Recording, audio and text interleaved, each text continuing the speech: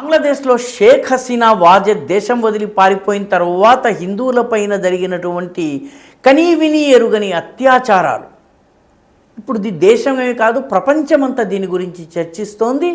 ఆ రకంగా ఒక సబ్ ఇన్స్పెక్టర్గా పనిచేస్తున్నటువంటి సంతోష్ చౌదరి అనే వ్యక్తిని ఒక విద్యార్థి నాయకుడు నిప్పు పెట్టి తగలబెట్టేశాడు. అతను సజీవ దహనం చేశారు. ఈ సంఘటన బనియాచంగ్ అనేటటువంటి గ్రామంలో జరిగింది. 2024-25 ప్రాంతంలో జరిగింది, హబీబ్గంజ్ జిల్లాలో. ఈ హత్యకు పాల్పడ్డ వ్యక్తి కెమెరాలో నేనే ఈ సంతోష్ చౌదరికి నిప్పు పెట్టి అతన్ని సజీవ దహనం చేసి అతను హాహాకారాలు చేస్తుండగా వికృత నృత్యాన్ని చేయడానికి కూడా నేను వెనుకాడలేదు, నేను చాలా సంతోషించాను, ఈ పని చేసినందుకు నాకు చాలా గర్వంగా ఉందని వీడియోల ముందు చాలా ప్రముఖంగా చెప్పుకున్నాడు. ఆ అహ్మద్ రజా హసన్ మెహదీ అతని పేరు.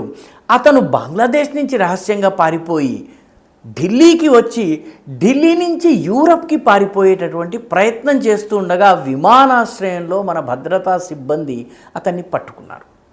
పట్టుకున్న తరువాత అతన్ని ప్రశ్నించారు. ప్రాథమికంగా అతనే అహ్మద్ రజా హసన్ మెహదీ అన్నది రుజువైన తరువాత ఈ సంతోష్ చౌదరి అనే ఎస్ఐ సజీవ దహనంలో అతని పాత్ర ఉందని రూఢైన తర్వాత అతన్ని బంగ్లాదేశ్ ప్రభుత్వానికి తిరిగి అప్పగించేశారు. దీంతో దేశం వదిలి పారిపోదామనుకున్నటువంటి అహ్మద్ రజా హుస్సేన్ మెహదీ గారి ప్రయత్నాలు వమ్మైపోయాయి.